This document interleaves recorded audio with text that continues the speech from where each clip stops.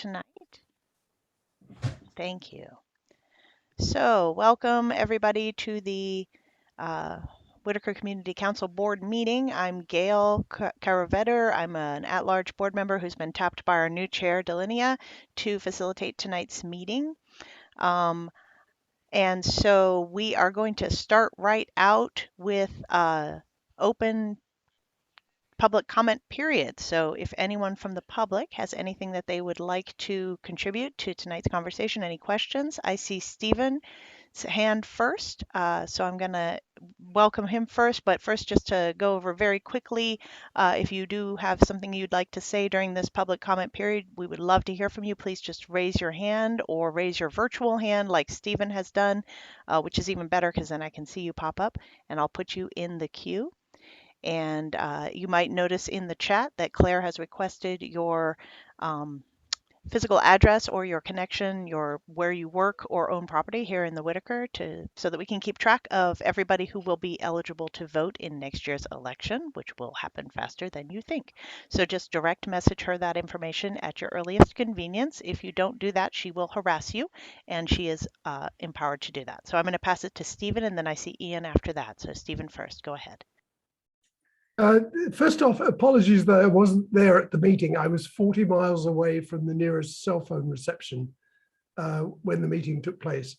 I would like to congratulate everybody on all the teamwork preparation that was done that allowed you to face Murphy's Law at every twist and corner of on the actual evening. I think standout performances for reference, Gail in particular, for continuity and being calm under pressure on the screen for so many of us for so long. I watched the recording. Margaret for her stage presence, Andrew for rising to the tech challenges on the tech front, and Ian for the award that delayed the start of the meeting. Congratulations. I am with other organizations that are wrestling with the way of doing hybrid meetings. And I would like to know, who should I refer to other organizations to for advice about what experiences you've had so far? Would that be Andrew or Gail? Would Andrew be willing to field questions from other organizations? I see Delinia's hand up. Do you have an answer for this question, Delinia? I do. We're still in the midst of getting organized for it. I would say we probably would have an answer for you once we do our next hybrid meeting, maybe. Okay, I will stay tuned. Anyway, thank you everybody who stepped up to serve the community again. So thank you so much from us. Thank you very much, Stephen. We appreciate that feedback. I see Thea, I see your hand, so you'll be up right after Ian. Ian, go ahead. Evening all, and welcome new board members.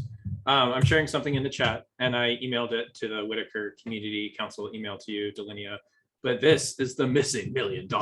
So I don't know if, Delinia, you remember when the city said, hey, that there's $1 million for parks. Well, the $1 million for parks has just been proposed in the city's FY23 budget.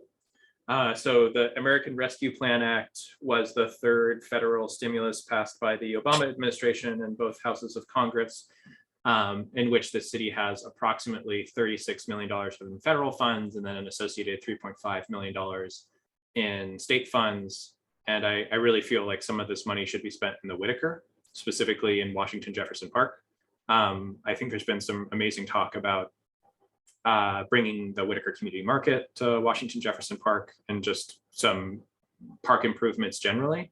So I think there's probably some ways that you, Delinia, can advocate for us as an organization, or us individually can advocate for the Whitaker. But yeah, it's fresh off the presses, and it's a pretty meaty document. It's like 300 plus pages. But yeah, page 37 is the one going into American Rescue Plan Act funding, and Christy Hammett, the assistant city manager, would be the person to gently poke if you have a relationship with her about that specifically.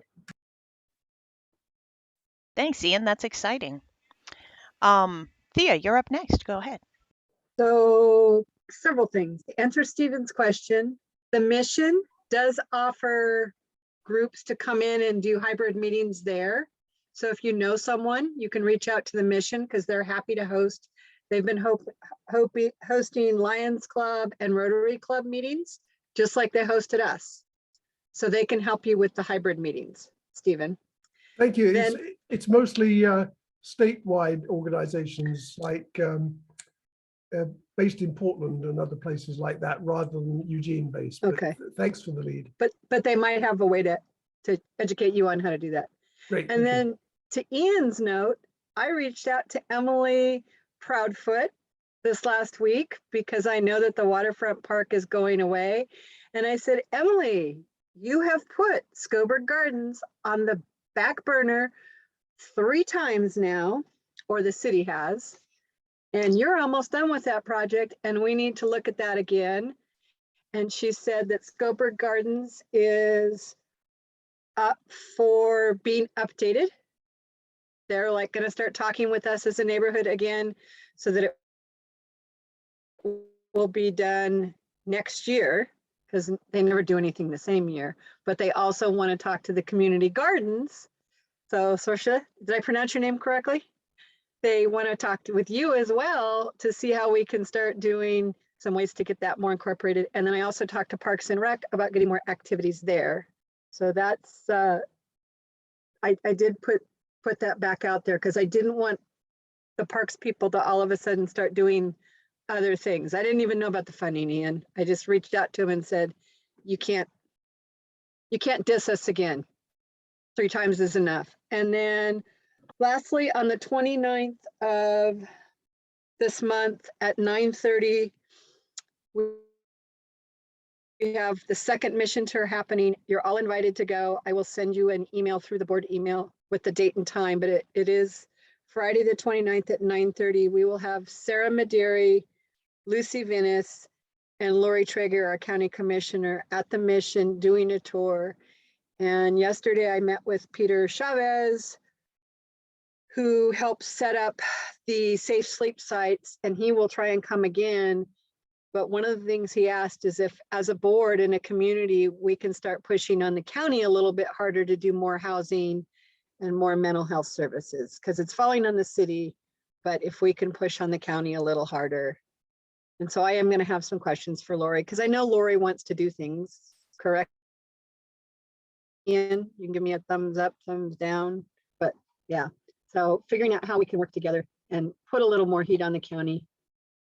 Because right now the county is charging the city for any property they want to use, which is silly. So I think that's it. Thanks so much, Thea.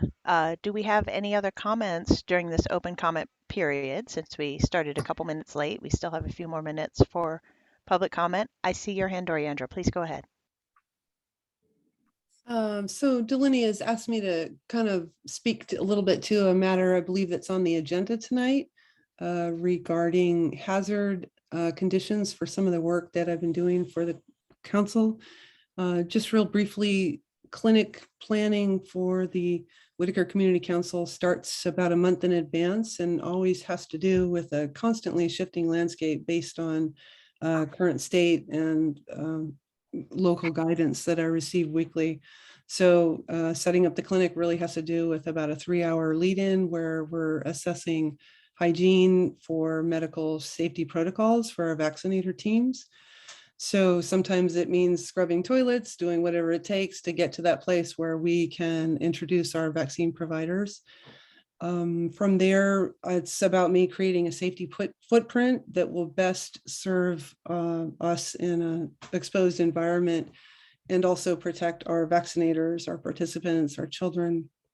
And that's basically based on however this state pandemic flow is working. So for instance, during Delta surge, when Lane County Public Health decided to pull out because of the extreme risk, it meant me having to shuffle our footprint so that we could still keep the doors open, even under guidance to just start directing our community towards the mass vaccination events, places where our community had mobility issues or trust issues and couldn't get there. So a lot of the work has been really shuffling to keep doors open during really critical and dangerous times.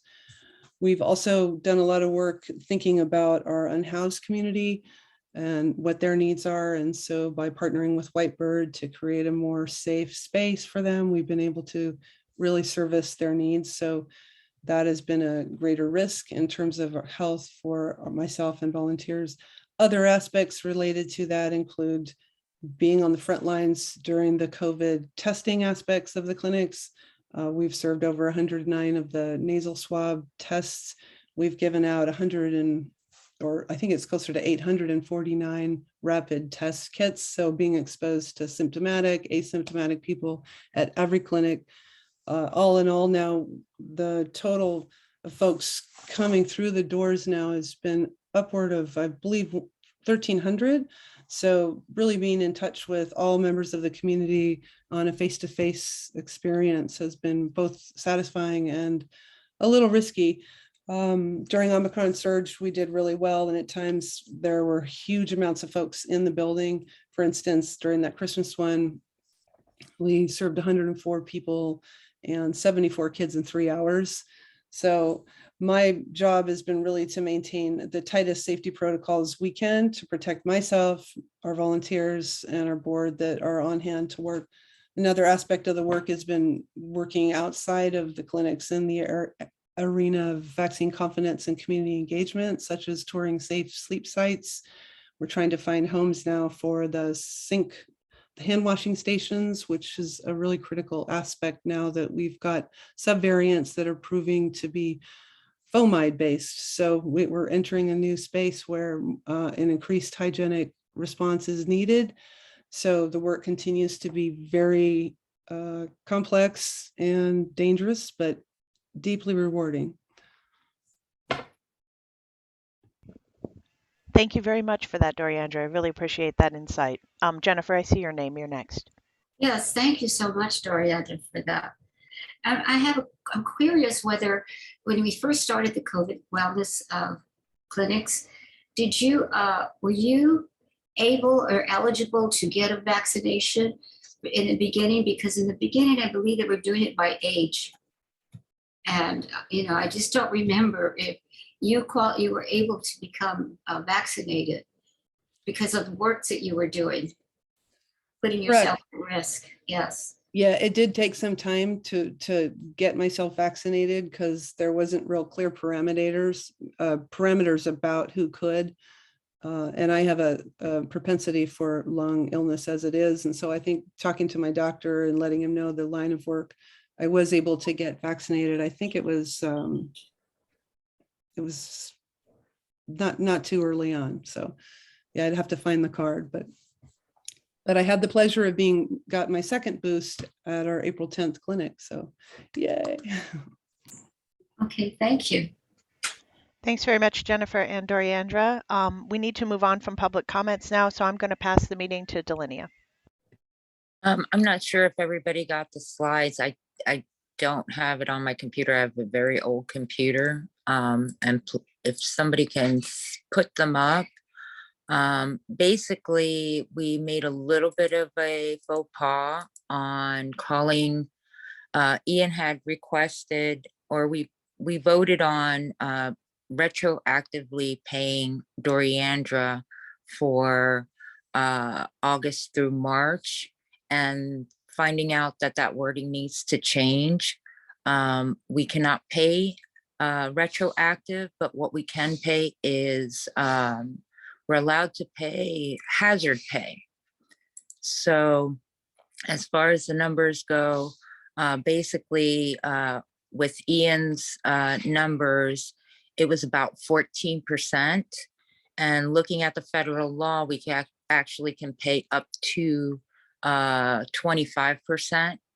So the numbers that I came up with was to not only give hazard pay to Doriandra, but also motion to give hazard pay to our bookkeeper accountant, who actually is sick right now too. She's got the stomach flu. These ladies put themselves in danger, especially Doriandra. Drea, I believe she caught COVID twice, even though she was, she got her shots. Luckily for me, we were in a state of emergency last year, and I really think that we should vote to give them, well, first of all, we need to amend the vote for retro pay and call it hazard pay.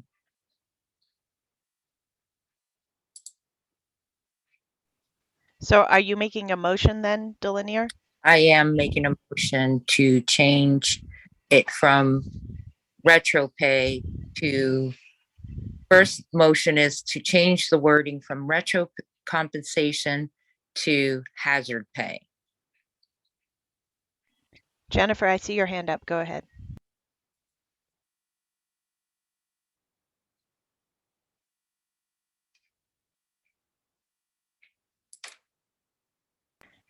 Jennifer, is your hand up from before? Because if that's the case, then I'll move on to Andrew. I see his There, hand up. I'm sorry, I couldn't unmute. Somehow I try to share what Delinia posted for the different pays for the for We can during see that. Thank you. Oh, okay, so. If you could click on the next slide, Jen. Okay, let me do this. Okay. Are you able to see that? Yeah. So basically at the program manager for 8 months, she was being paid $4,333, which came out to $34,634. Being entitled to hazard pay, I'd like to up it to 24% of her salary, which would come up to $83,936. And now that she's the program manager, going by that salary, finishing up the 5 months would be $36,587.08. And the hazard pay for that would be $8,780.90. Next slide, Jen, if you can. Let's see where you're at. Let's see. And the total hazard pay would be $17,126. And in April, she did get compensated for $12,395. That was her. So she got $5,200. Hold on. We're on an accountant bookkeeper page. That's not that. We need to go back. Thank you. Yeah, go back up one, Jen. Yeah, and then. Oh, shit. Right here. Can you see where mine's at?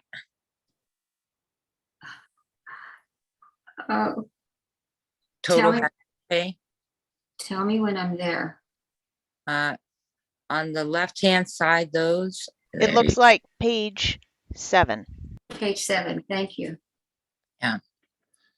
So as of April, she received $12,395. Sorry, my numbers are off. I've been looking at numbers all day.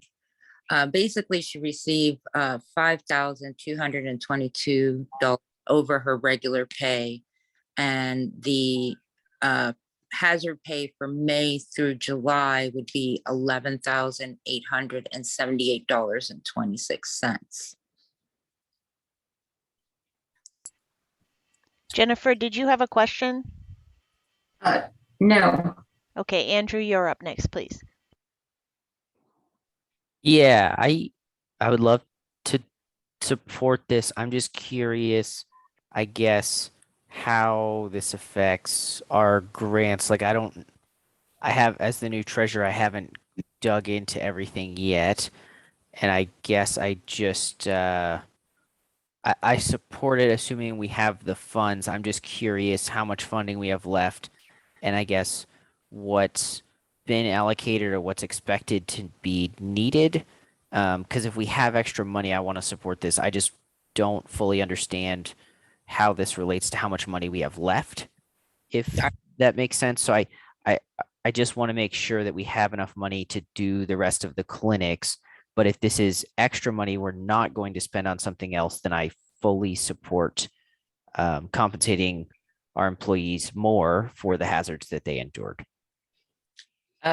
Ian, would you be able to talk on the matter? Yeah, so I'm my name is Ian Winbrook. I'm an at-large board member. And formerly I wrote grants and do grant report writing and administration, but I'm transitioning out of that role in June, July before I leave the board. Andrew and I are going to meet on Tuesday, the 26th to go through grant stuff. And the grant that we use to pay Doriandra is a reimbursement through FEMA.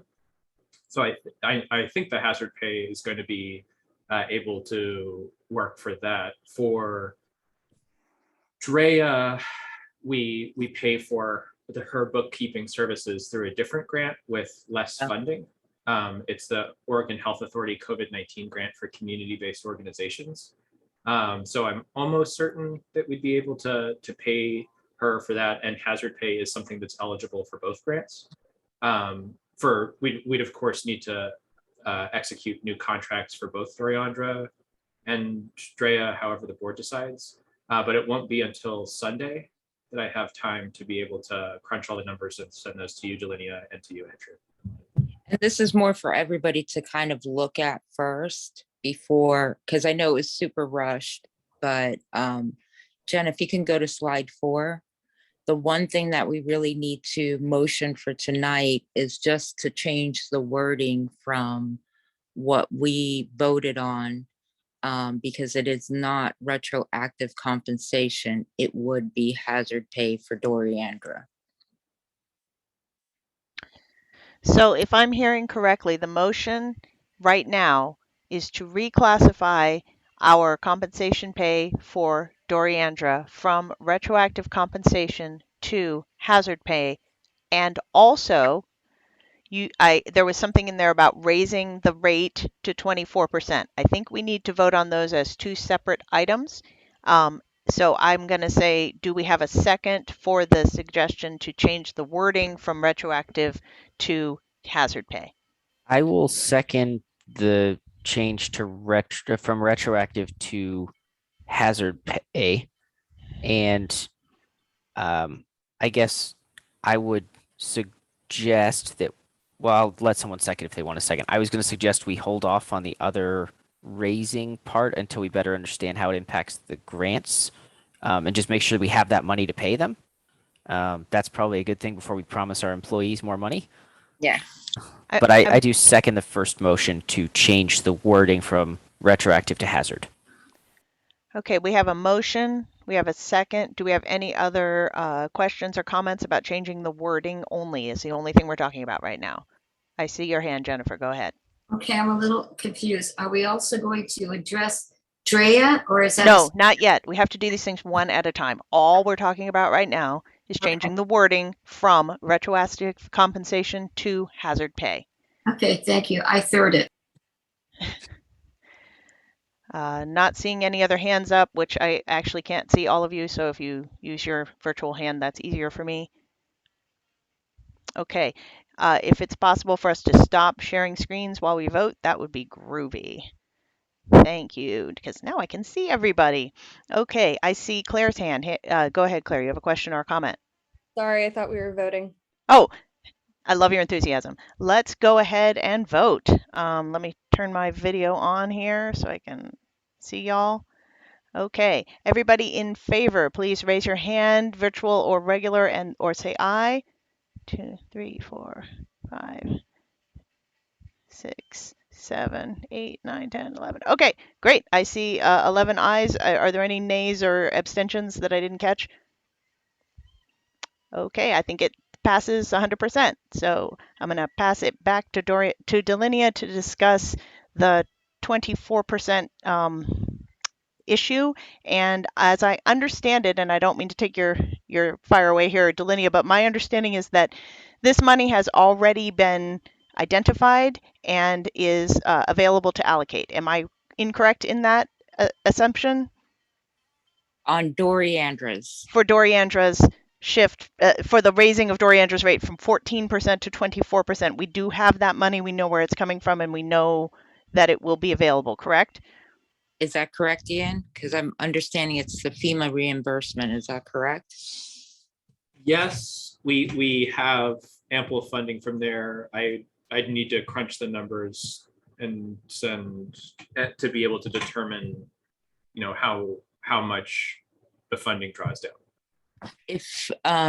If we want to hold off on everything else so people can take a look at it, and then this way Andrew and Ian can meet, I'm pretty good with that. I just wanted people to know, you know, it was there.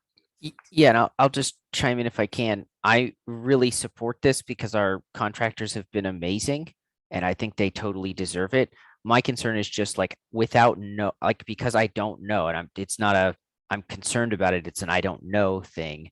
I just want to make sure that we still have enough money to like put the clinics on and do everything else, because I would hate to like I mean, I'm not saying I'd hate to give it to Doriandra, but it seems responsible as a board member to if we need the money for Doriandra to do her job, then I would, I guess prioritize the clinics, but I don't feel like I have the information to know, I guess is what I'm saying.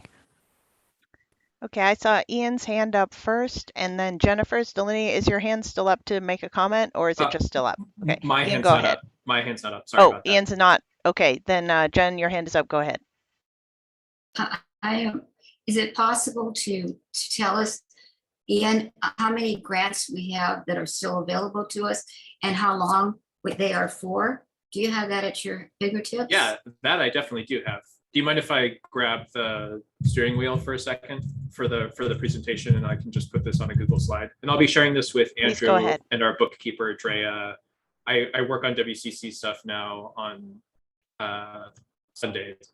So yeah, some stuff. And I'm not authorized to like sign grant reports anymore as an at-large board member. So there's going to be some stuff that Delinea will have to do. But basically, I'm just going to kind of run through really quickly the current grants that we have and when those are being spent. Can you all see this? Sweet. So we have 4 active grants. 3 of them are for COVID-19 response, and 1 of them is for housing. The housing one's really exciting, and I hope we have time to get to Anand's proposal. They're all exciting, but yeah, I think that the housing one we haven't spent a cent from, and I'm really excited to see what the new board prioritizes for response. So our first grant that we've had since August of last year is our COVID-19 grant for community-based organizations, CBOs for short. And it's been in a couple of different tranches, but that one lasts until June 30th, 2022. And that has the greatest flexibility associated with it. We've used it for things like to pay contractors, but we also use it to pay for things like administrative overhead. There's something called indirects, which basically grants are kind of like contracts that you sign with funding organizations, but they're competitive, just like contracts. So we basically had to write what we were going to do for them. We were awarded the grants, we signed something, and then we send in these reports, these financial reports and written reports that tell the organizations that fund us what we've done with the money. So that grant is through the Oregon Health Authority, and it's ending in June 22. FEMA reimbursement is through the federal government, but it's administered by OHA, and that one ends, I think, July 1st, 2022. That one is kind of tricky. That one has the strictest set of controls behind it for the things we can and can't use it for. All of it has to do with COVID, and they're very judicious folks. I mean, they're super by the book. We can pay for Doriandra's salary because she manages our contract work associated with our COVID clinics, as well as our artwork that promotes vaccine confidence, which I'll get to in a second. But basically that one is like the least flexible funding pot. So we have a very limited number of things that we can charge to it. Our last COVID grant is the CDC Foundation grant. and that one ends in July, I think July 30th, 2022. And this one's super fun. It's funding a bunch of murals that improve vaccine confidence, as well as paint that's going to be used for the murals. A small portion of Doriandra's salary is also being charged to that one. So our arts subcommittee, the Whitaker Community Art Team, worked with the board to choose a series of artists through a competitive process. And they in turn are going to be brought to the Whitaker to create a series of murals, both at the free wall, that's the freestanding graffiti wall that was approved by the city to do artwork that improves vaccine confidence, as well as intersections and crosswalks. Fun fact, intersection and crosswalk murals also might have a modest impact on traffic. People kind of slow down when they see art. So that's pretty cool. We haven't spent any money down from this one, but again, just like the one above it, very persnickety on what you can and can't spend it for. But the first one, the smallest grant or smallest amount of funding that we have left, that one has the most flexibility.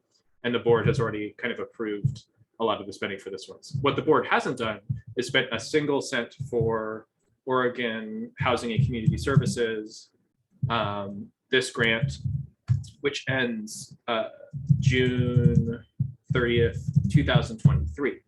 So this grant is $235,000. And there's a lot of different things that it can and can't be used for, including housing stabilization, housing navigation, helping unhoused people transition into both permanent supportive housing as well as apartments. So yeah, really excited to see what the board decides to do with that pocket of funding. I think of these as like COVID response, but I think of this one as COVID recovery. So that's just kind of like the way that I think about it. And Anand's been pretty instrumental in helping me think through like housing as healthcare. So yeah, we've got 4 grants right now. 3 of them end by pretty much June, July, and then another one of them lasts for another year, pretty much. Thank you, Ian. Does that answer the question? Do we have further questions or thoughts around this next proposal?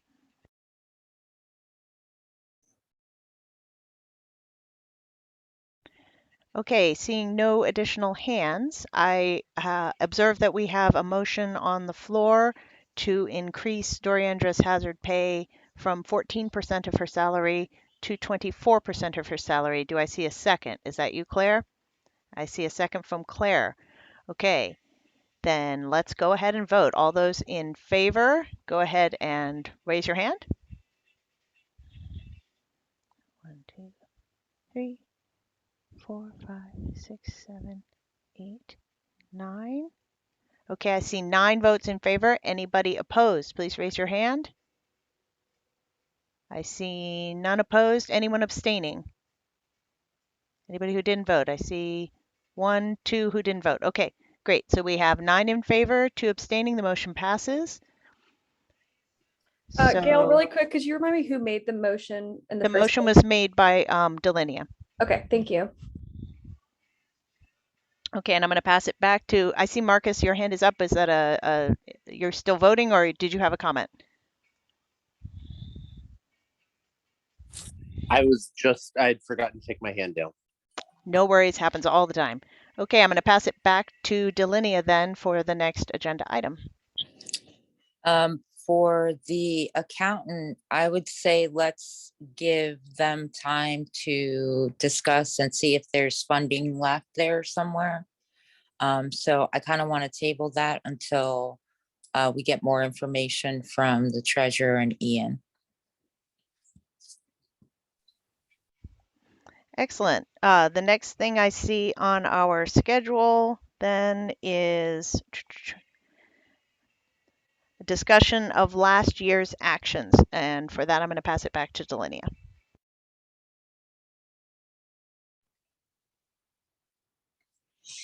Well, I was thinking about last year and in talking to some of the board members and Doriandra and a couple of other people, I want to start thinking about what we did last year was, we talked about keeping the community safe, but I want you guys to understand, like, we were in a state of emergency and we were saving lives. One of the things that really affects me, I'm not sure if everybody knows, but I've had 8 COVID deaths in my family, 9 total since all of it started, but one of them was natural causes. So every time I see the things that we did last year, it really overwhelms me. I feel like we saved a lot of people's lives. One of the things that I feel like we haven't been doing is branding everything that we're doing. I wanted to talk to Thea about the idea of the vans came out of the Whitaker Community Council, and see if Whitebird, whoever's doing the van idea, if they can go ahead and smack a sticker of the Whitaker Community Council on it. And basically using this year to brand everything that we've done, brought to you by the Whitaker Community Council. I kind of want to do that with the murals and the walkways and everything that we've done, because we've done so much, and somehow yet I'm still hearing from people, oh, you guys did that? So I really want you guys to think about all the things that we did last year. Let's get them written down, so this way we could start branding everything so we can tell our neighbors, you know. I can tell you on that side of First Street, which is over by Skinner's Butte, they didn't even know they're part of the Whitaker. And that kind of saddens me, you know. We're starting to bring them into the fold. I see that we're using a lot of businesses, markers. I want to start, you know, maybe if we can start marketing businesses that have not been seen in a long time, that would be really awesome, and start bringing them back in to get some help from us. I'm just really proud of what we did, and this week has been me just really reflecting a lot and talking to everybody, and I just wanted to see how people are feeling. Dan, did you want to say anything? I don't think I have anything to add to that, honestly, right now. I mean, I have a lot of things that we could talk about later as far as how we're going to organize ourselves amongst ourselves. But to add to that, no, I don't have anything. In that case, I see Thea's hand. Go ahead, Thea. So just to let everyone know, Delinia has been talking for many, many months now about that the city needs to have a van that's going around and helping people get IDs, their health cards, their food stamps, whatever resources they need, get housing. And Whitebird now has that van. So that came out of our meetings constantly saying, you need a mobile resource. So they do now have a mobile resource. And that was shared with me the other day. It would be nice if we could get more businesses involved with our group. And I know Margaret and I have talked to a lot of the businesses and they're interested. Thank you, Thea. Jennifer, I see your hand up. Go ahead.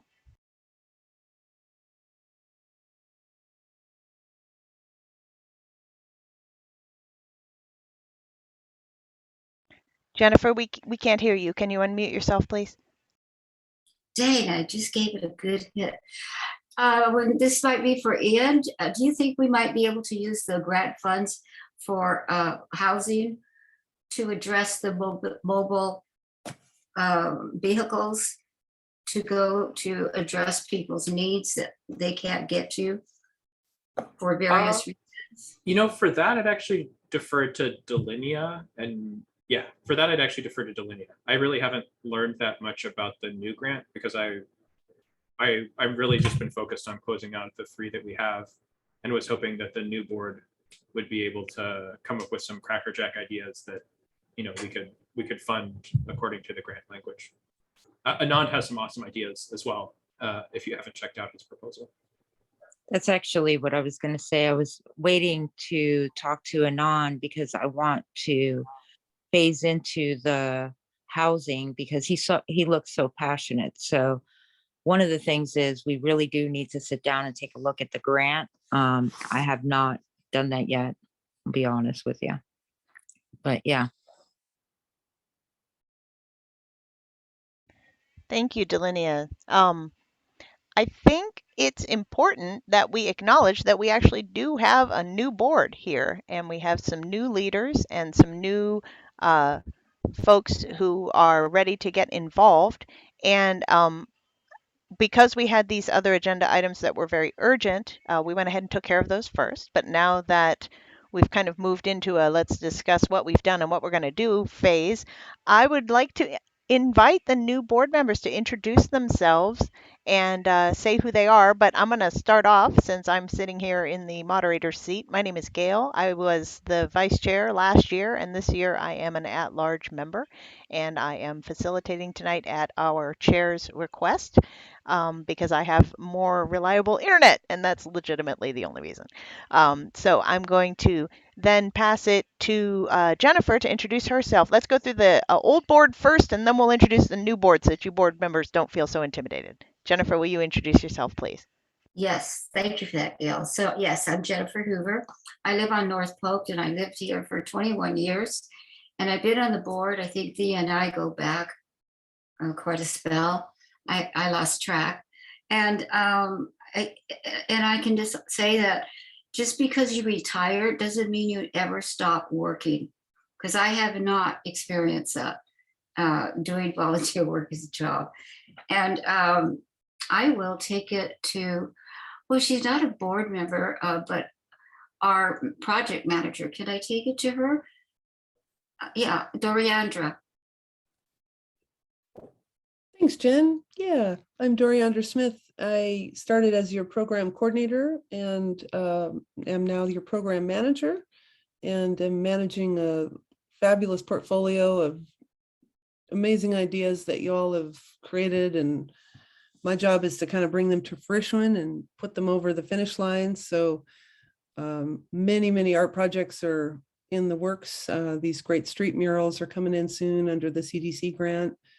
Of course, community engagement and outreach will continue through the end of my contract in July. So really excited to see you all through on this last stretch of amazing projects. So Thanks, Doriandra. You want to pass it on to someone? sure, I picked Claire. Okay, sorry, I was laughing at Andrew's comment in the chat. Hello, Claire Roth, secretary. I care about people being able to get from A to B safely. And probably more on that, but I'm a little bit brain fried. I will pass it on to my buddy Margaret.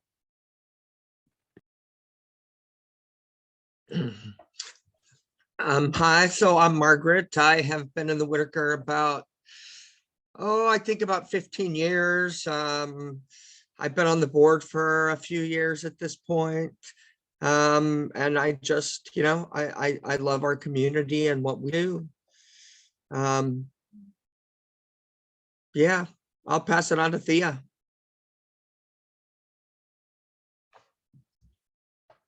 Sorry, I hit the wrong button.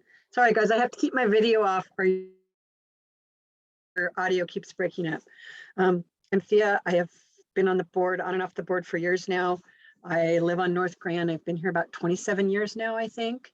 I've been on past boards with Dan and Brad and Jen and Anon. So I think Anon gets the award probably for the longest. I'm not sure. I have been working with the businesses. I've been working with the city. I'm meeting with Christy tomorrow, Christy Hammett, to find out what's happening. EPD, we are getting traffic patrol on First Street, guys. I've also asked for it on Monroe and Fifth Street. If there's any other streets that need it, we're supposed to be getting some of our motorcycle cops there. Brad, you can go out and play touche with them. See if you can get them to actually write some tickets for the speeding that happens on First and Fifth and Monroe. I'm also working with Matt Rodriguez from the city and Kelly McIver and there's somebody else I'm forgetting out there. Oh, parking, Jeff Petrie, and then Sean from the railroad. They are going to be starting to rock the railroad, I think, in the next month or so, and clean up some of the biohazard areas that are happening with a lot of the camps that are along the railroad. And so I'm also interested in any of you that would like to be a contact for one of those many people that I talk with. And there's also about 4 people from parks I talk to. So if any of you are interested in picking up that hat, I'm happy to start making introductions to spread the wealth and love around so that I can see my husband from time to time. He misses me. So, and I'm going to pass it on to Dan. Well, oop, does everybody hear me? Yeah. Lived in the neighborhood since 1992 and in this house since 1995 on West 3rd. My primary considerations in the neighborhood are inter-neighbor communications, more so than neighbor business communications, although I think that's also very important. Also traffic, parking, congestion, and then prior to COVID, even housing density, and or providing what is now known as missing middle housing, zoning. It's a big deal. And also providing community spaces for everyone in the community to be able to find ways to get together, a la the former or current still, I guess, the Whitaker Community Center at the now Head Start building. Thanks. Oh, and I'll pass this on to who's still here. How about Dennis?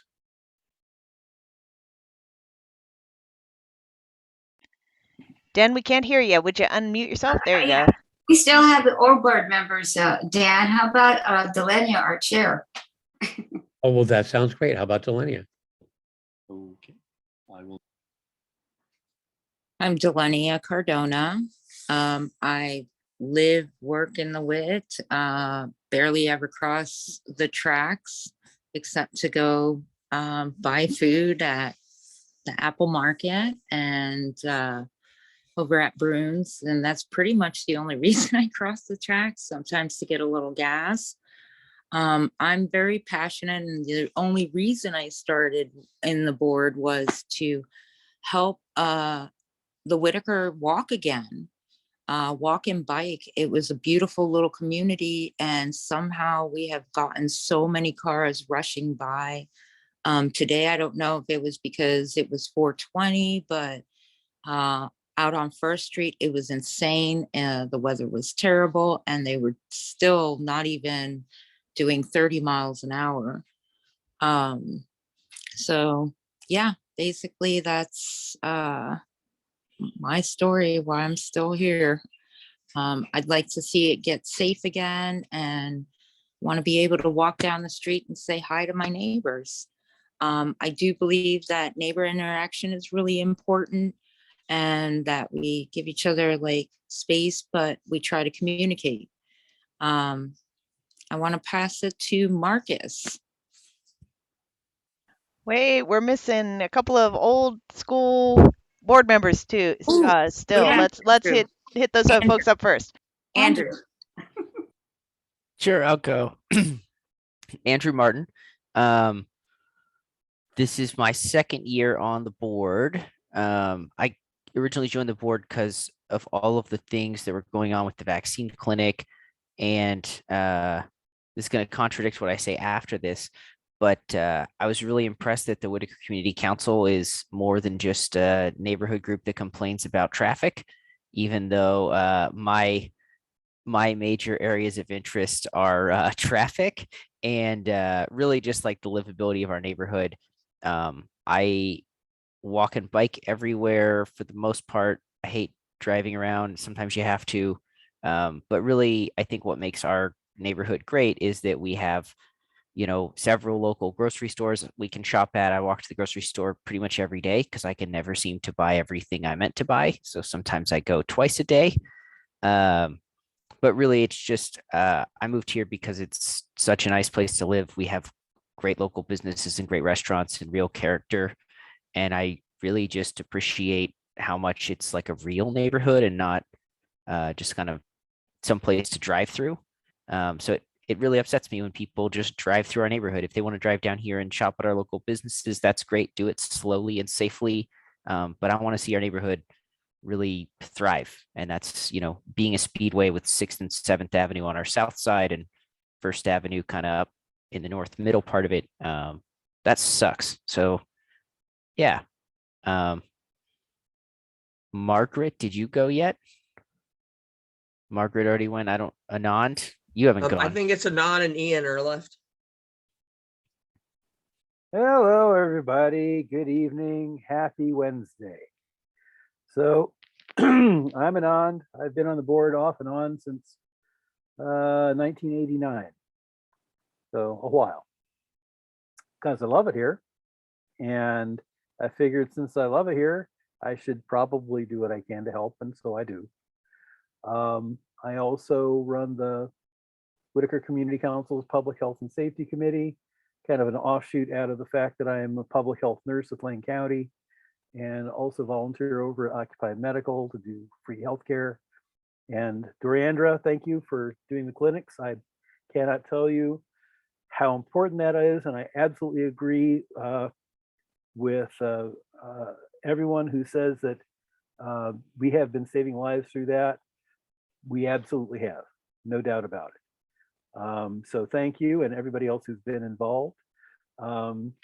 As Ian mentioned, one of the things we say over at Occupied Medical is housing is healthcare. And so I hope we can start focusing some of our attention on that. And I'm happy to see the new faces, happy to see the old faces. I'm just kind of happy.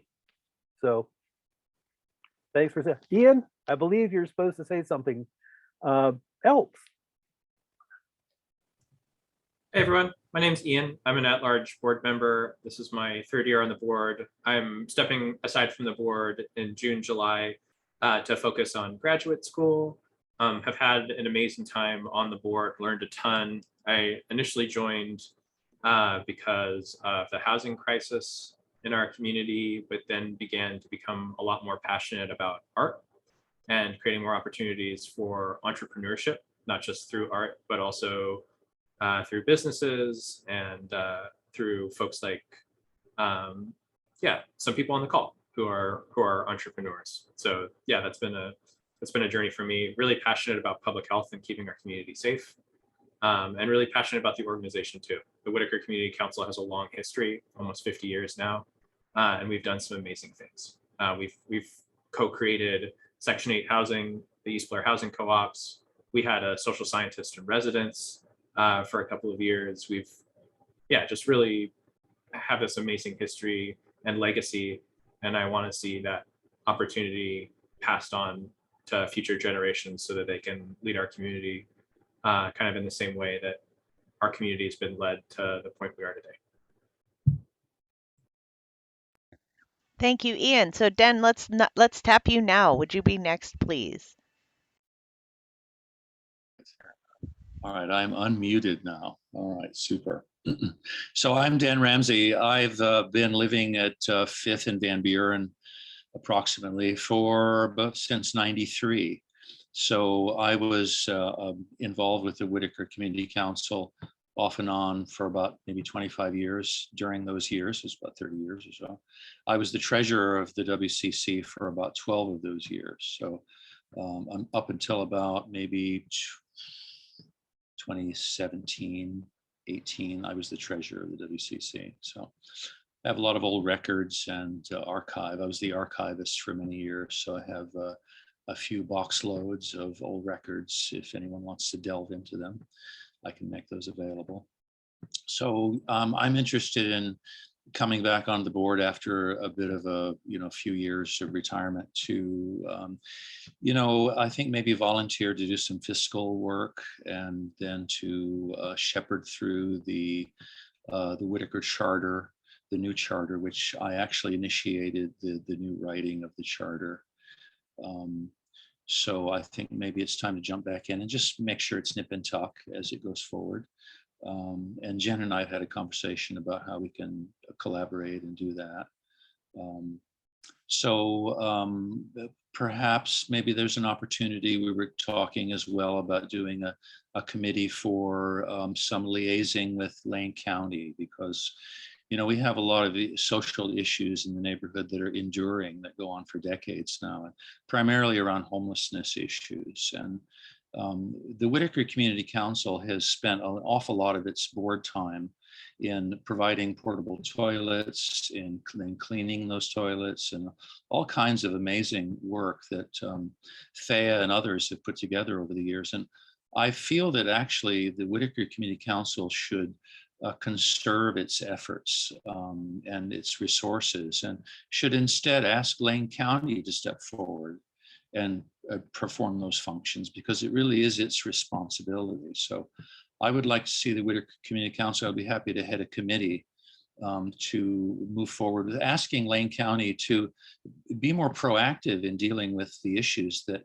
it has actually created in Whitaker around social service sightings and overloading of homeless encampments within Whitaker community instead of other communities, neighborhoods in Eugene. So, this is a big issue that I think we could deal with.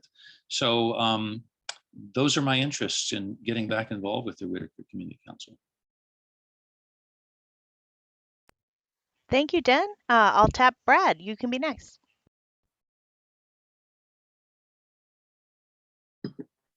Sorry, took a moment to get unmuted. I'm Brad Foster. I was on the WCC board for, I don't know, a bit over a decade, from some really dark days where it was entertained, should we just dissolve this thing? Because there was no interest in the community in it. And I kept thinking, nah, someone like Ian is going to come along. And so he did. And this awesome board that I've watched over the last year and a half or two, you guys have really been fabulous, just beyond any my wildest expectations, really getting it done. You all are awesome. Yeah, one of the few things we got done back in the day, I don't know if anyone remembers, West Fifth Avenue used to have parking on both sides from Blair to Washington. And we got the parking removed from one side. It was a rare win to get parking removed from somewhere in the city. Usually it's cars first, last, always only. And that meant when I literally walked and knocked on every door there, most of the people who got around by bike had all been doored on the street they live on. And so we kind of mitigated that problem somewhat.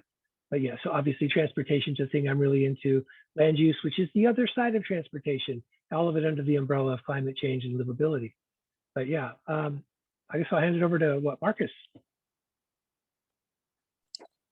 Yeah, hi, I'm Marcus Brown.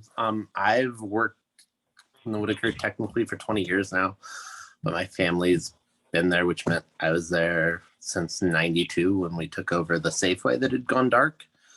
I had no interest in the Whitaker Community Council until about 2 years ago. Interactions with Thea and with Margaret and the whole council became so much more involved in the neighborhood, and specifically they were touching in with us, letting us know what was going on. And at that point, it kind of sparked that, hey, there might actually be something here.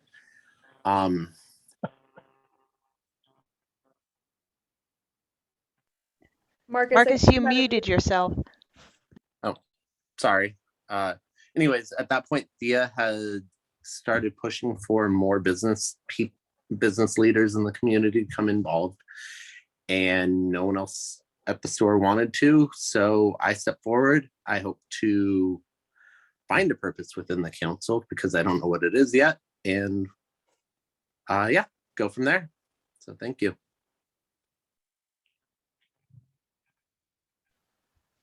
Thank you. Marcus, I noticed that you're leaving it to me to mutilate poor. I'm going to try here. Saoirse, I'm gonna get it wrong. Saoirse. Yeah, Oh, no, I got you it said right. it. Okay, you're next. Please say your name a lot so we can get it right. Yes, Saoirse. One thing I was going to ask is if we're able to edit our names, I can just spell it out phonetically, and that would make everyone's lives a lot easier because it's very hard to look at. But my name is Saoirse. I'm the director of the Whitaker Community Market, and I live at 5th and Elmadden in the Whitaker. I haven't lived here for a super long time, but I grew up in rural communities and small communities, and I'm used to being able to connect with my neighbors and know my neighbors and say hello to everyone and their cats. I see your cat, Doriandra, and their dogs. And I really love that aspect of small communities. A lot of what brought me into the Whitaker Community Council is an interest in community connection and communication between folks. I think that meeting people where they're at, bringing people in, and creating opportunities for people to feel really heard and listened to and able to thrive in their community is as important as those tangible things like transportation or safety or anything. Because if you don't have that sense of community and connection, then those tangible things won't matter as much because people won't feel it and they won't feel like they're a part of it. So that is really important to me, and that's a lot of what I'm interested in. Yeah, and my name is Saoirse, and it's great to meet everyone. Thank you very much, Saoirse. And I don't think you need to phonetically spell it. We can learn. We are good learners. I see, according to my list, that Derek David is also a board member. Is Derek here under a different name and I don't see him, or did he miss tonight's meeting because it's a holiday? Jennifer, I see your hand. He's out of town. He couldn't make the meeting. Excellent. Well, we'll welcome Derek back when he comes back. And I put in the chat that we have several committees that are already in existence. And if you are curious to know about when they meet, that is information we can get to you. It's also available on the Whitaker Community Council website, which we're very proud of, and we would encourage you to go check out. It has information on meeting times and how to get involved in all of those committees. And as I also noted, if anybody thinks we need more committees, that is definitely something we could do. And they just need to have people who want to be on them. The committees need to have board members involved with them. This is an exciting way to volunteer, an exciting way to get involved, and an exciting way to build bridges. So really, really happy to have you all on board. And Jennifer, I saw your hand up again. Did you have another comment? Yes, I just want to make note that Dennis would like to be form a committee to connect with Lane County. As I noted in the chat, the way to form committees is to put that on the agenda. The way to put things on the agenda is to send them to our chair. She is the one who sets our agenda. So we're going to learn a lot about the processes of how to be on a board, since most of us are kind of winging it. And I'm going to pass it back to Delinia for the next part of the meeting, which I think might address that. Yeah, it is. I think one of the things that we need to do is get a little bit of our ducks in a row. So if you have, because I'm not sure which committees meet what time and when, that would be very helpful. So then I can pass It's that. all on the website. Yay! Oh, on the website. Yay. We got it on the website. And then as far as times, we got those on the website when they meet. Yeah. Everything is on the website. All the committee information is on the website. You don't have to ask anybody anything. You can just go there and find out for your very own self. Awesome. Sorry, I was not prepared. I am trying my hardest, but yeah, I've got to catch up a little bit on speed. One of the things that I've noticed is that there are separation of things that people are doing. And I kind of want to get some things together, like Gail had mentioned, to even be a committee, there has to be a board member on there. Right now, Gail, you are working with Dubcat, is that correct? And you will be sitting with them. Dan, I really was hoping that somebody from the traffic committee would sit in with them, since they're getting ready to put down the murals. And I think it behooves the traffic committee to know where they're going and every time, like, because I believe we're going to be doing them in sets. Is that correct, Andrew? Yeah, then it's very nascent still in terms of when I can coordinate with the city to work till we have road closures and all of the ramifications involved in getting the 9 murals on the ground. But correct, I'm trying to get them into groups to minimize stress for the community. So at best, I've presented now 3 packages per se that would align sections of the city or the Whitaker into those closures. So would love the input from the traffic folks, although I'm so far into the process that it's just kind of a little bit of duck and cover now, waiting for the city to really dial back in and stay on our process with us. So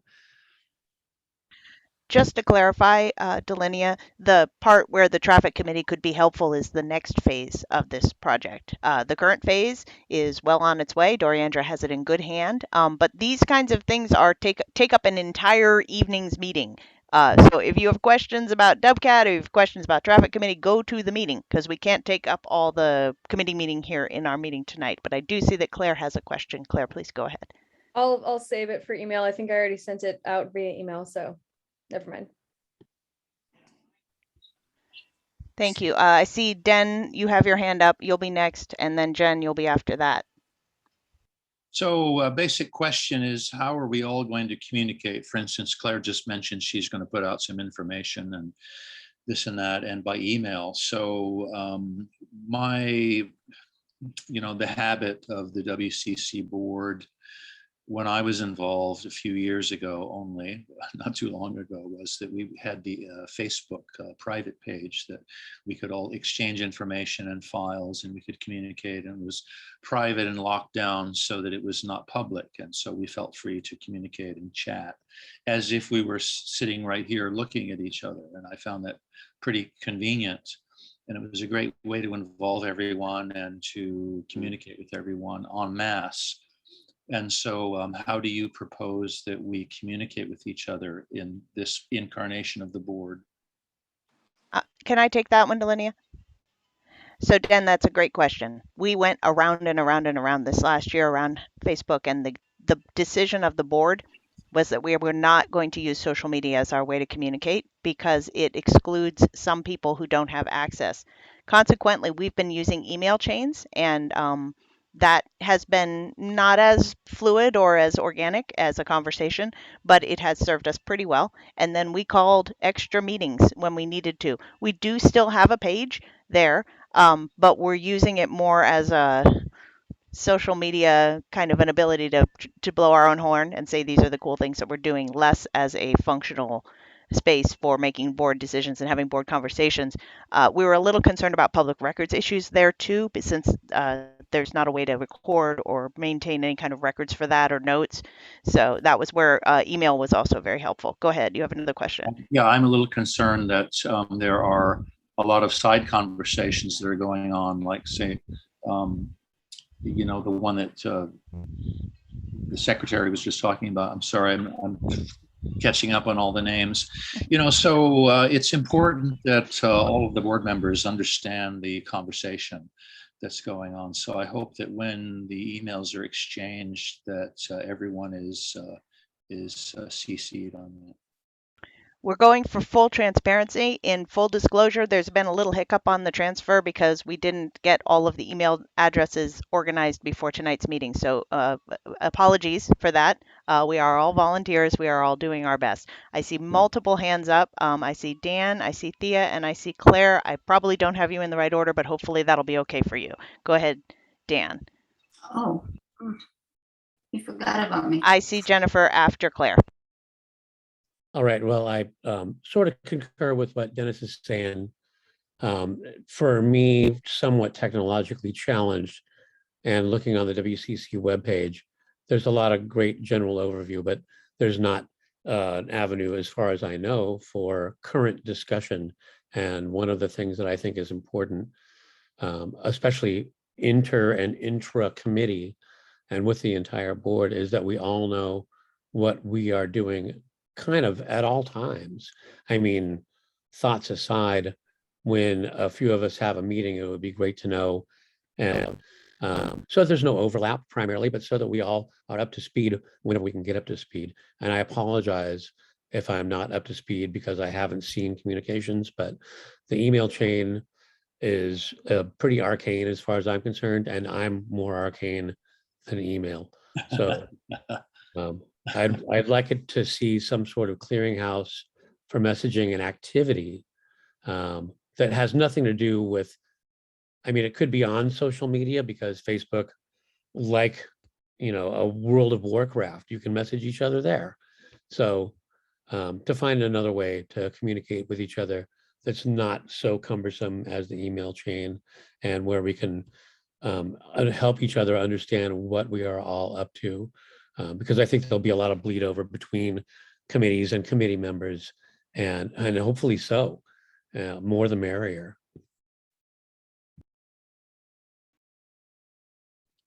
Kind of just wanted to add a little something to that. As Andrew stated, a lot of us aren't on social media. So one of the things that email works for us right now, because everybody is on a different schedule.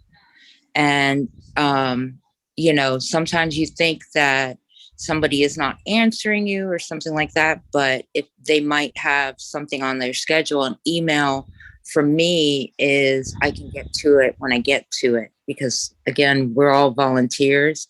We have family, friends that come in, and it is a little arcane for right now, and we probably need to figure out a better way of communicating, but we're still messing with our we're still trying to fix our website to where it's a little bit more user friendly, and that might help tweak things a little bit.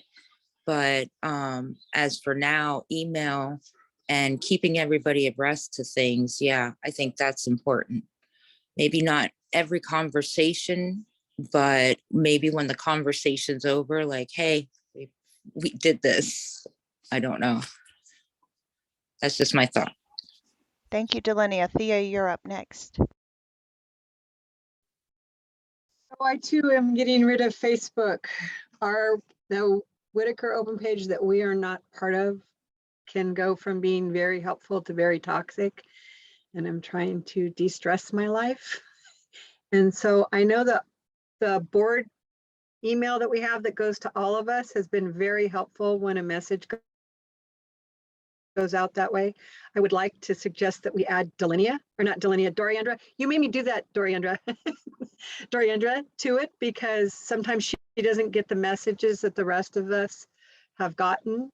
And I'm hoping, Dan, you could be the one that copied everything off that private Facebook page where it was only board members, to get it into either on our website. And I know our website, we could have the capability of having a blog conversation on there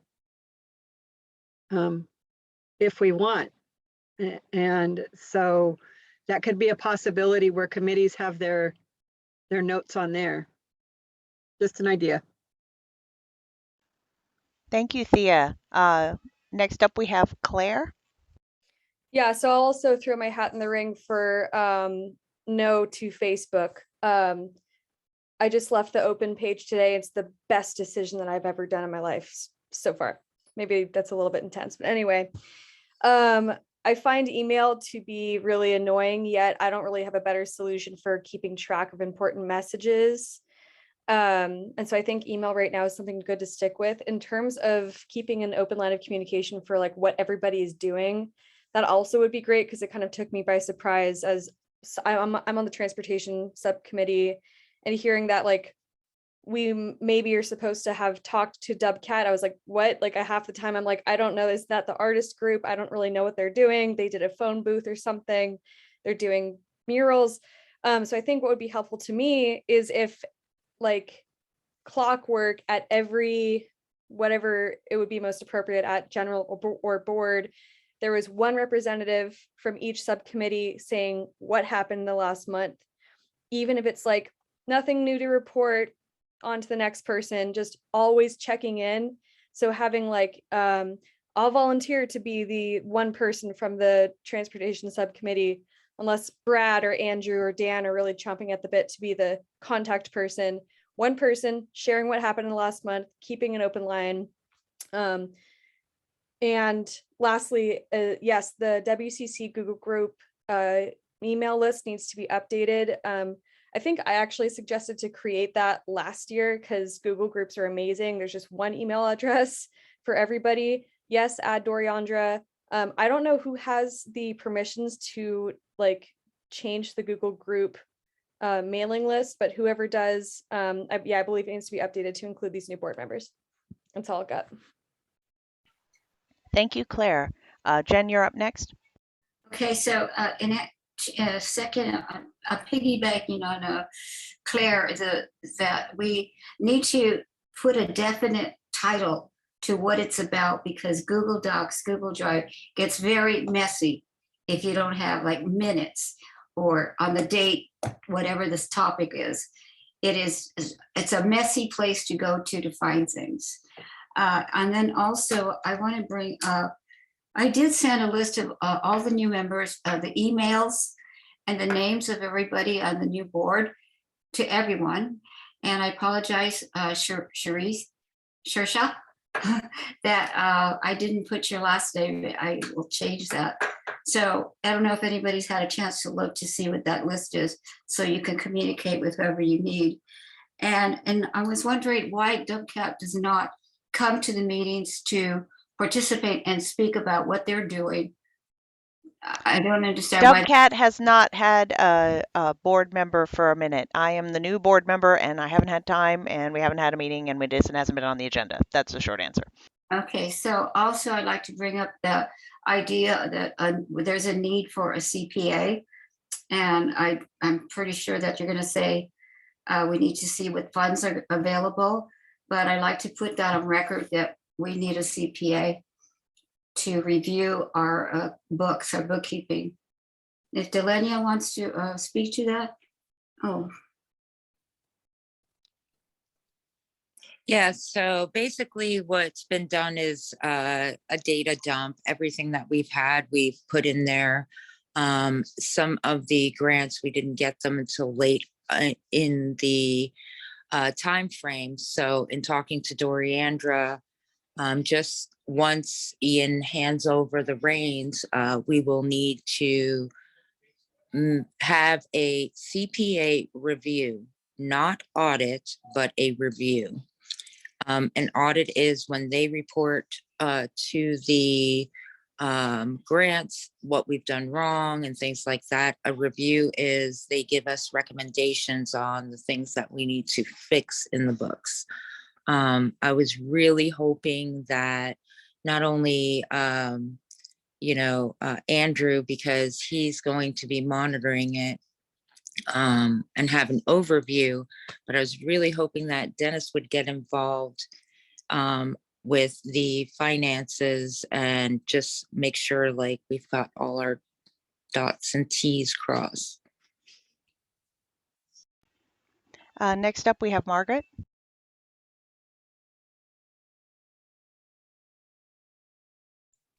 Sorry, I can't. I went to the optometrist today and they dilated my eyes, so I'm having a hard time seeing. I just wanted to say, in this, it's not for a discussion or anything, but the Whitaker Community Council has 2 Facebook pages. They have a Facebook page where we make announcements, and that is for public use, where we put up, there's going to be a clinic, there's going to be a meeting, there's going to be an election. If you want some PPE kits, they're available to be delivered. And then there is a Facebook page that is private, that is only for Whitaker Community Council members. And I believe that everyone from the previous board was on that Facebook page. What's going to happen with that, I don't know, but it is there. And it is private and is not open to public comment. So that, just to clarify any misinterpretation about what we actually have. Thank That's you, it, Gail. Margaret. I see Delinia, your hand up. Did you want to answer that? Just to clarify even a little bit more, one is the Whitaker Community Council page, which is what most businesses do. They just create a page, something that they're sending out information. And the Whitaker's director is a group where, you privately bring people in there. Unfortunately, not everyone on our, on the council is in that group. So they were missing a lot of conversations last year, and it made it even tougher. I'm looking for clear transparency. If everybody should know where everybody's at. One of the things that I want to do with the general meeting is give more time for the public to speak, because that is their time to speak. And the other is start making those more of a hybrid meeting. And Dan and I discussed him doing the hybrids starting at the mission. But these, the ones for our board meetings, I want to request to keep them just online, because for me personally, I have to use my phone and my computer at the same time. And it just seems like it's easier for me to look up things. That's all. Thank you, Delinia. I just wanted to observe that one of the goals of the Whitaker Community Council web page is for each of us to have an email address that is dedicated just for Whitaker Community Council business, so that we do not have to use our personal emails. That is still in process and has not yet happened, but it's a thing that might solve a lot of these problems. Okay, I see Ian, you are up next. Margaret, did you want to be back in the queue? Okay, Ian, you're next. Thank you. Yeah, I just really love the conversation happening so far. Just wanted to put that I was the former board representative for the Whitaker Community Art Team. Here's a link I just threw into the chat of our meetings. They meet twice a month. It's an amazing group of people. Susan Detroit, who's a former board member, comes to our general meetings regularly. And there are also members from outside of the community, not just outside of the Whitaker, but live outside of the Eugene, who regularly come to committee meetings. And that's why I think committee meetings are so interesting, is that we have members outside of the Whitaker who want to be able to volunteer, much like how members outside of the Whitaker volunteer for our vaccine clinics. When it comes to communications, I think that email works best for me, but also I really love the thing that Delinia and Gail have been saying, that we're an all volunteer board. We're going to make mistakes. I've made a few. And I think that mistakes around communication can feel really hard. But I think as a board, we've modeled how we work through those things together. So I just wanted to flag that we might fail and make mistakes in our communication, but I think how we resolve those mistakes and miscommunications is really what defines us as volunteers. And I think that's really important to remember too, that this is not, that we're here because we want to serve our community. And that's just something that's really important for me to remember as I volunteered the past 2 years. Thank you, Ian. Jen, you're next. Thank you. So I'd like to get some clarification, and maybe you can address this, Ian. Do we normally put our board meetings up on YouTube? And if not, is it possible to send the board meetings to the board so we can review it via email? A link to the meeting? And there was one more thing, but I can't remember. Ian? Yeah, so I just wanted to put into the chat, like all of the Whitaker Community Council elections, Board of Directors meetings, general meetings, Whitaker Community Art Team meetings, Public Health and Safety Committee meetings are all available on the WCC YouTube page. And when you know it, not every single meeting is posted on there because we're not perfect. But also, if you ever want to watch a past meeting from our committees or our general meetings or our board meetings, those are posted and they're also shared with our community as well. So I would say if you're on YouTube, bookmark or favorite our YouTube channel, and you'll get an email saying, hey, a new video has come out. Oh, thank you. Okay, I forgot. Thank you for that. Thea, you're next. Go ahead.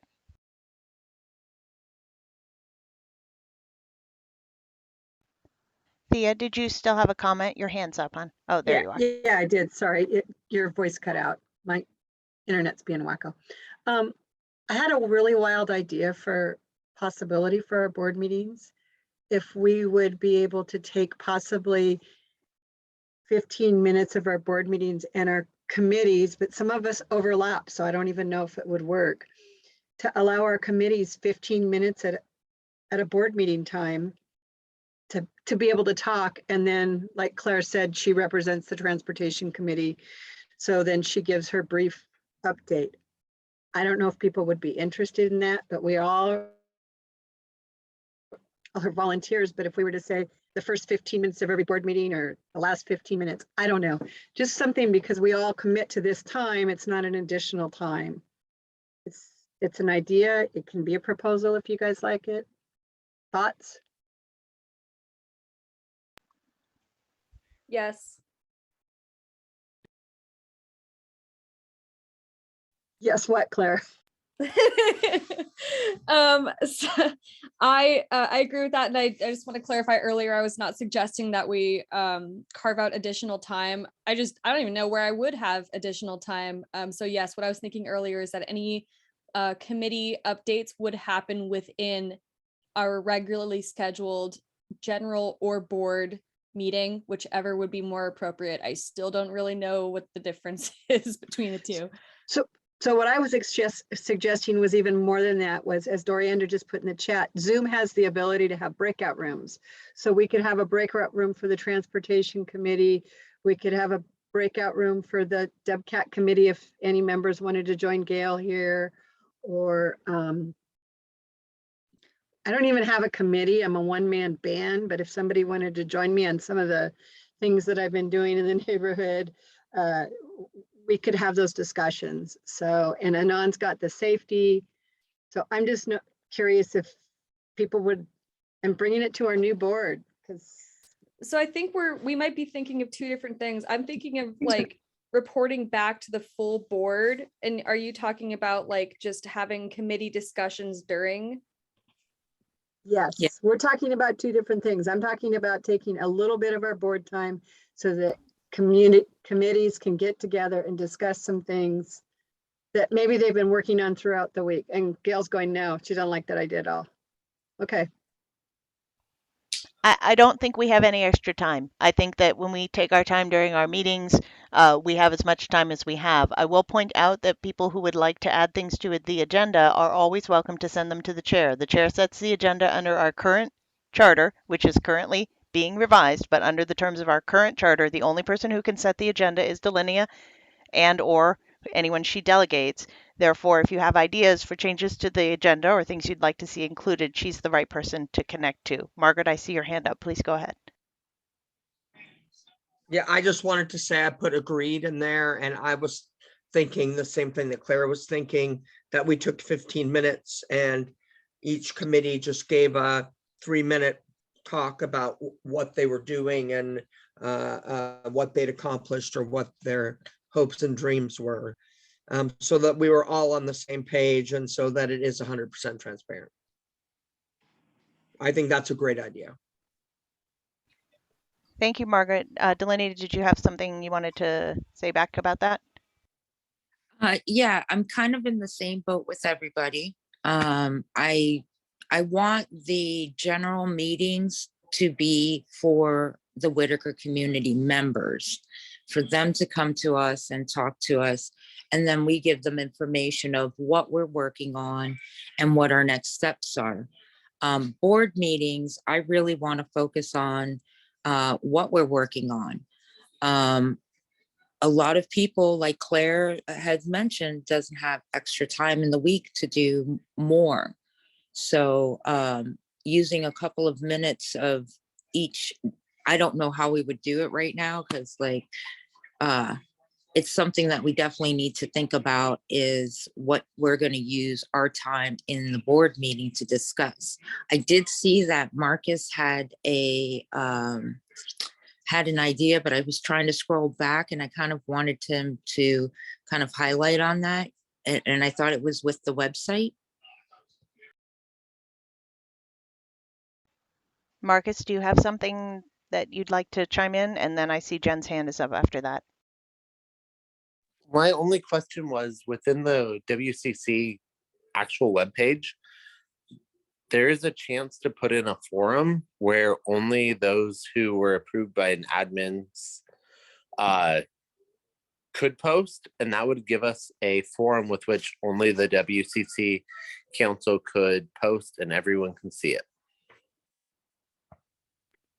That was a thought from other websites I've been on within other topics. Thank you, Marcus. We're still learning about what our website can do. Go ahead, Delinia. One of the things that we're having, well, not issues, but one of the things we had to postpone some of the work that the folks are doing on our website until the switch goes over. But I am looking for somebody to pretty much oversee the website and make it a little bit user friendly, because that was the biggest thing. It wasn't user friendly. And that would be a great idea. I believe, Doriandra, are you working with them right now? With whom? Brent and Joe's. Well, the last I heard, you would let them know that everything was going to be waiting until a check could be cut. And so I hope that that can happen soon or than later, because a lot of, again, all of our advertising and various things in my portfolio of work are linked to there. So however quickly we can resolve that would be really beneficial. Well, we just got the minutes from Claire today that was sent over. I believe they just need a little bit more information from Dan. And then she needs to contact the Secretary of State to change the officers. And to answer Claire's question at the same time, yes, you are an officer. So once the officers change out, then I'll be able to write checks again. And also the other piece of that is we're waiting for our new checks to come in. So those are the two things, but I believe the Secretary of State, they were telling us it's going to take 3 to 10 days. Thank you. I see Jen's hand up and then Claire's hand after that. And then Den, you're up after Claire. I just wanted to point out that in the current charter, it indicates for board committees are subject to review by the board at regular meetings, but it doesn't indicate what regular meetings are. And I think it's in the charter revision, that the committees chime in on a quarterly basis, but that hasn't been approved yet. So just adding to the committee's topic. Thank you. Thank you. Claire, you're up next. Delinia, just to clarify, when you say she needs to send the minutes to Secretary of State, is she me? No, I have sent it to the lawyer. Our lawyer Cordelia is Okay, taking I'm care of just like, things. oh Thank my you, gosh. Claire. Claire, if you could email me your physical address, that's the last piece I need, and then she can send it to the Secretary of State. I'll do Thank that you. right now. Thanks. Den, you're up next. Please go ahead. Yeah, just to comment on something Jen just mentioned about committees. The current charter has articles regarding committees and their responsibilities and roles. So those are the existing rules on the committees. So I wanted to ask the executive committee and the board right now, are you going to motion to create new committees, for instance, a finance committee to just make everything nip and tuck and, this and that, and then a charter review committee and whatever else you had in mind? Are we going to create committees tonight? I'm sorry that I failed to mention that we actually already have an ad hoc committee to work on the charter, which is Jennifer and Delinia. And now that Delinia is the chair, maybe she would like to have you join that committee. Delinia, would you like to speak to that? Yeah, Dennis, Jen is the head of that committee. Basically, we are waiting for the information to come back from our attorney. She's just checking a few things, but we will still need help with that. And then So are as you far gonna as, are you going to add me to that committee? oh yeah. And then, yeah, I kind of wanted to maybe meet with you to help, because I also want to separate the duties the way they're supposed to be in the finance. And I'm gonna probably need help just writing a couple of things down, but mostly I know your keen eye and I kind of want your keen eye on it. Okay.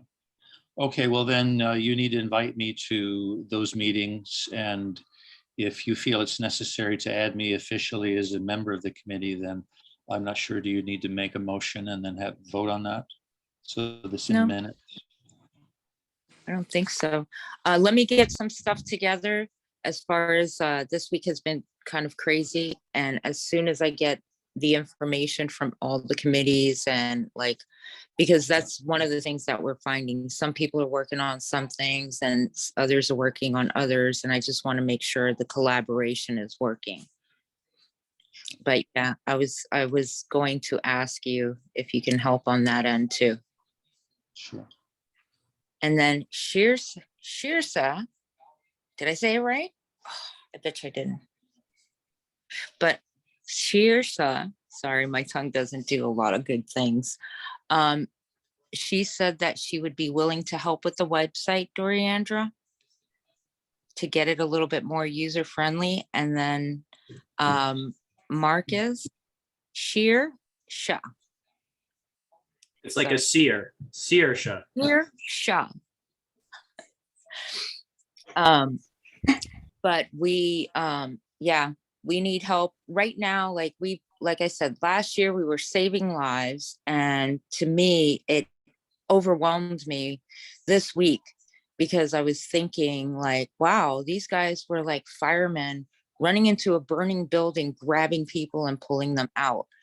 I want to make sure that, you know, now I'm feel like more like the insurance company that comes in and says, oh yeah, you've got this damage and let's get this straightened out and let's get this done and get the house back in order.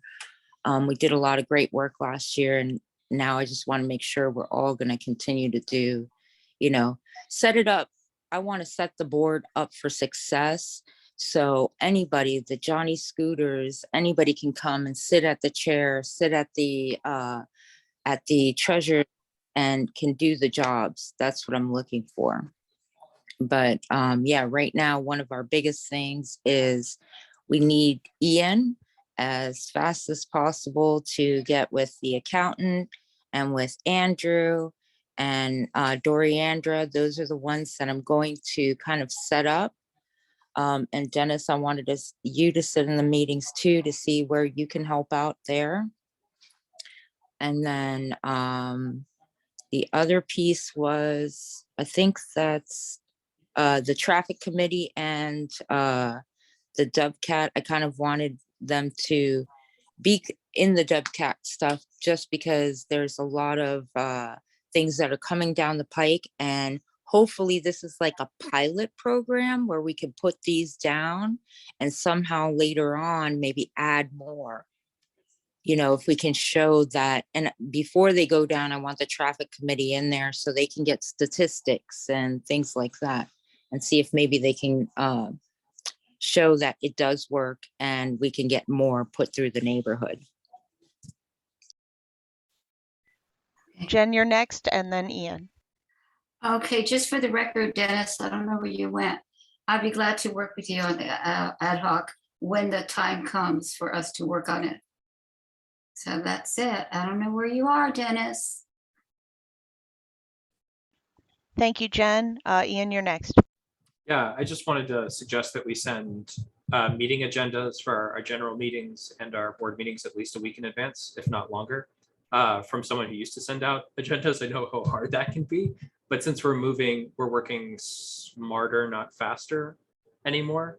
I'm hoping we're all going to have time to digest things, specifically questions about finances. We can have conversations via email chains, just to be able to work stuff out so that when we get together, we can have more deliberate, smarter, not harder. Thanks, Claire. I know one of us is smarter, not hard-headed. So yeah, just I speak from like, yeah, formally sending out agendas. I know how that's impossible sometimes. Like today, it's just impossible. But at the same time, I think we can work towards modeling something better. And so I'm going to meet with Andrew, going to meet with Drea, but yeah, I think we can work towards that ideal of giving everyone ample time to review agendas and come up with great questions.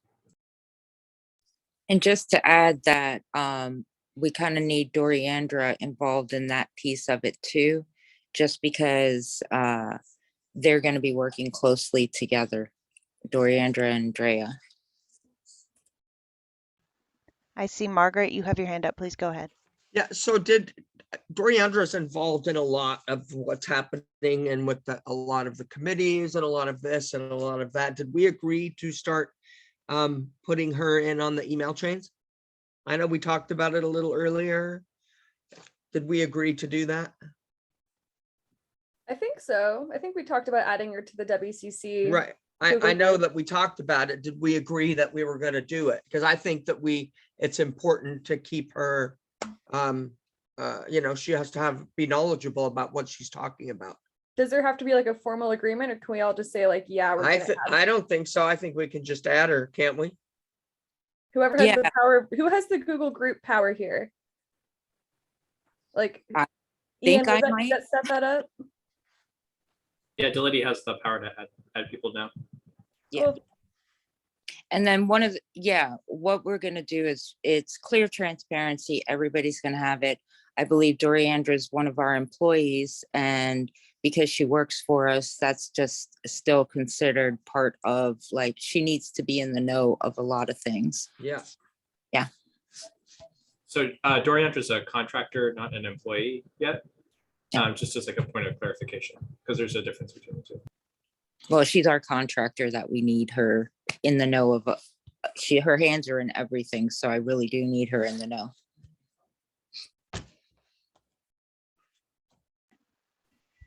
Are there any other comments or questions at this time? I'll comment that Doriandra is not only a contractor, she is also a superhuman. I'll second that. She's very much part of the team, not separated from the team. So that's a great thing.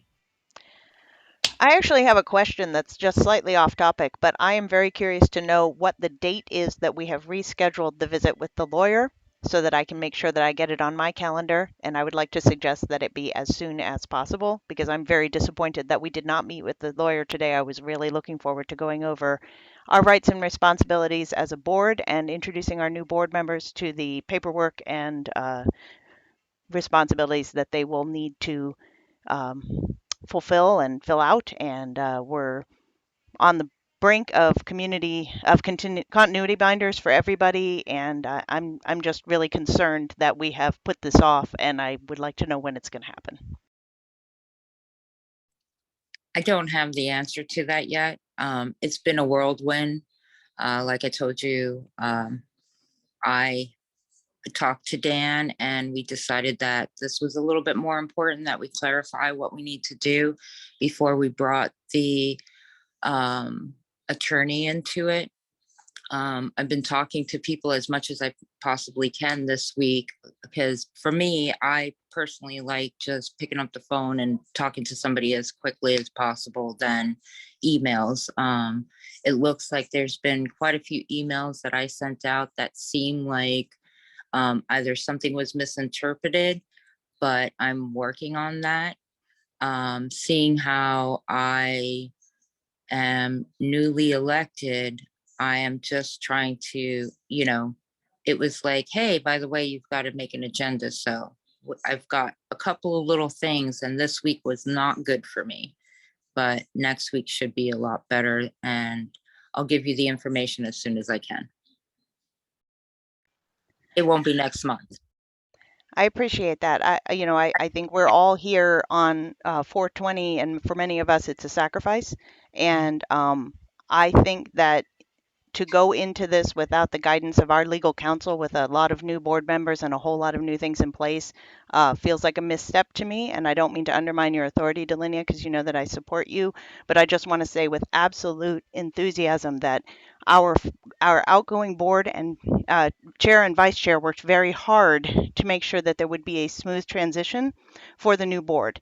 And by disregarding our plan to have the lawyer be the first one to introduce us all for our rights and responsibilities, I feel like that transition has been jeopardized slightly. And I'm just very, very worried because we have things we need to do, things that we agreed to do, things that we voted on and agreed that we would do that we have as of yet not followed through on for lots of reasons. We are all volunteers, but I really think that by not having the lawyer involved from the beginning, we're missing an opportunity. And since we pay her, she is someone that we pay. I think we're missing out. I see that Margaret, your hand is up. Please go ahead.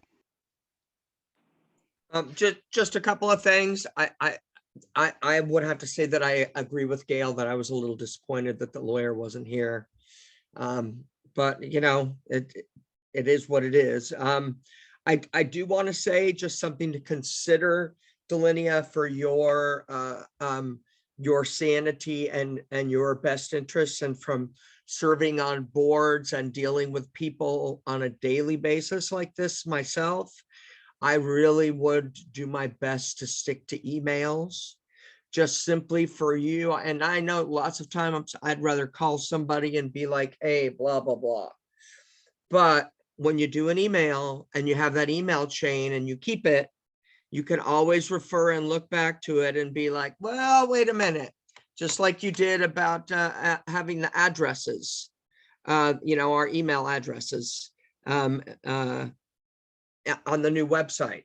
Had we just done that over the phone, we wouldn't know that.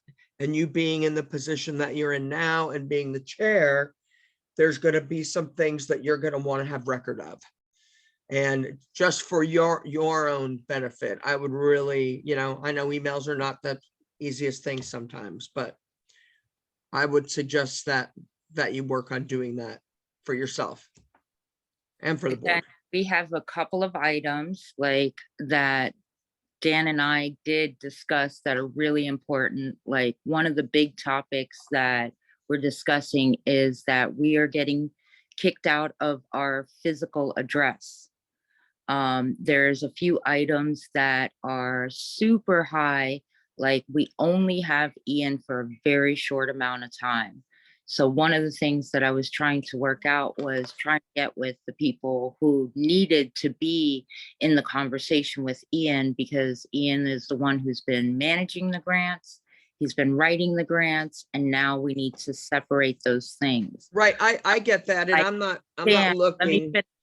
I understand what you're saying, but in the same token, there was some unfinished business that we had to finish before we get started with the attorney, and trying not to look like fools. I had no opportunity this week to be able to look at the documentation, and thank God Jen sent it out, because in all honesty, giving people a day to look over documentation, and I couldn't get the email addresses of our new at-large board members. So waiting for those communications and then sending them the information the day before, it just seemed very unfair to me. I would agree with that 100%. That makes total sense to me. Isn't something like us getting kicked out of our physical address something that we were supposed to have forever? Shouldn't we as a board be discussing that together? That affects all of us in our neighborhood. Dan has been stressing it I've heard him say it 4 times in 4 different board meetings. He and I talked about it a little bit at the last election, but that was the hybrid meeting. And so it's not like it was something that we could talk about in the group, but that seems to me like if they're telling us they're kicking us out, that it should have been, we should be talking about that. That should have been addressed tonight. And it's 8:51. And so why are they kicking us out? Can I speak to this quickly? Please. Yeah, they're not kicking us out, but they don't seem to understand the ins and outs of the contract. And I don't either. I haven't seen any paperwork or anything, even though I have documents at hand from the 70s when the room was built. What I understand from other board chairs is that we have, as the Whitaker Community Council and the community, use of the room there in perpetuity, that it's paid for, and it doesn't show up. Delinea sent me a lot of tax info this last week, and it actually only has to do with the property that classes are held in at the school. So it's something that needs to get hashed out, and I would rather not have to lawyer up to do that. So what is their objection, Dan? What is their objection just using that room, since we have a historical claim to use the room? It's COVID objections primarily. One is that people were trying to break into the school and that room, even via the roof of the buildings. B is that they want to reduce the amount of traffic that is at the room during school hours primarily. And even though I assured Charlene, the Head Start person at the school, that we would only be using it after hours, she still wanted to limit my ability to get into the room just to review paperwork or whatever, based Well, on some extreme protocols that had to do with, she even mentioned that she wanted to turn that room into a school office. And so I don't think there's a great understanding of who owns the room and what it's actually there for. Well, Dan, we've been using the room for decades, and when I was treasurer of the WCC, it must have been within the last 5 years, I had conversations with, what is her name, Charlene, over at Head Start in Springfield, and she perfectly well understood that we had a right to the room.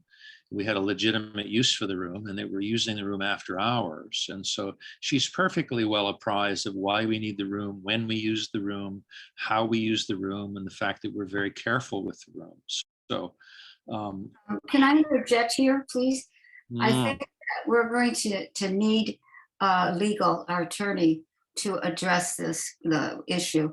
And I'm saying this to everybody. It's not a fact. I'm just suggesting that that looks like the way it should be headed, since Dan hasn't been able to be successful, and Dan is so easy to be, communicating with. So that's just a thought. Okay, Jen, actually, Margaret was ahead of you in the queue. I'm sorry, Margaret, I wanted to make sure you were finished before we passed it on. Well, I just put it in the chat. I just asked if you could please keep us updated on any developments. It sounds to me like you're still working on it. And from our conversation that we had at the last board meeting, it's something that you're working on, and that, you're going to see what needs to be done, and you've already laid some groundwork with that. So if you could just update us as things change, and if you need anything from us as a board or individuals with help with this, please let us know. Is that all right? Can I speak? Go ahead, Please. Dan. Thank you. Yeah, yes. So Delaney sent me the contact info for the actual head of Head Start, and Charlene is not that person. Her assistant, Teresa, I also have phone numbers for both of these people, and they are not great communicators. In fact, they're like hide the salami kind of communicators. So I will work on that this next week to try to get some clarity, but it does not seem like they're really interested in, I mean, I have a key card to get into the building, and I have to call Charlene or I think his name is Robert, he's the grounds manager that Delinea put me in contact with, to get into the building. And it's been a long time. In fact, since we moved out of Alluvium, that anyone has gotten back to me about anything. And so I'll work on it again this next week to try to get some clarity there. But if no one gets back to me, I'm limited in my options. Thank you, Dan. I appreciate that. Ian, I see you have a comment, and then I'm going to pass it to Delinia. We're just about out of time. Yeah, I just wanted to let folks know that the board made a motion that we reach out to the attorney Cordelia for the Center for Nonprofit Law regarding a public records request. And so I talked to her about that before before Gail became the new point of contact with the attorney.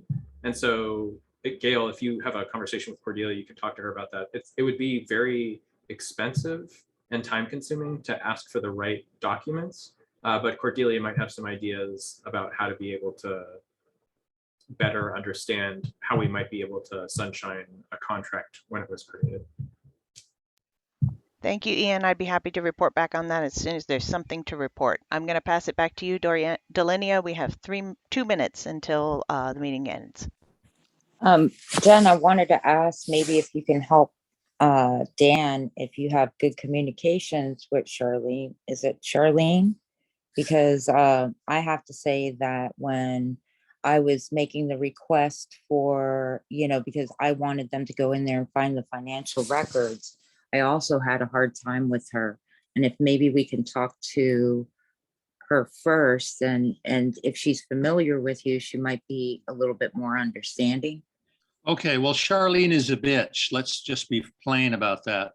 So I had several phone conversations with her, and the first one was difficult. And, I give good phones, so I managed to get on her good side, and then she began to work with me afterwards. So I'll be happy to ring her and see if I can, soothe her, whatever it is, and see if we can get ourselves, back into the room, because we have a historical right to that.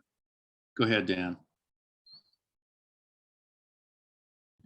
Since I've been in contact with her for the last 9 months, I would say, let me begin again with her and try to get, I'm dying for a face-to-face. I don't want to. And the regular human stuff. And I think that would solve a lot of our problems, because going back and forth on the phone has not been working out. But I'd totally love to get it resolved and ASAP. So. All right. Well, if you don't get anywhere, you need my assistance, I'll be happy to give you a leg up on that. I would love for some biceps if that does not happen, or whatever, intellectual or physical. Yeah, if you would just keep us all in the loop. I'm going to try to fix that group as soon as possible. Saoirse's was the last email I was waiting for. And yeah, it looks like we are out of time. I promise to do a better agenda and get with the people that I need to. And you guys all have a good night. Ciao.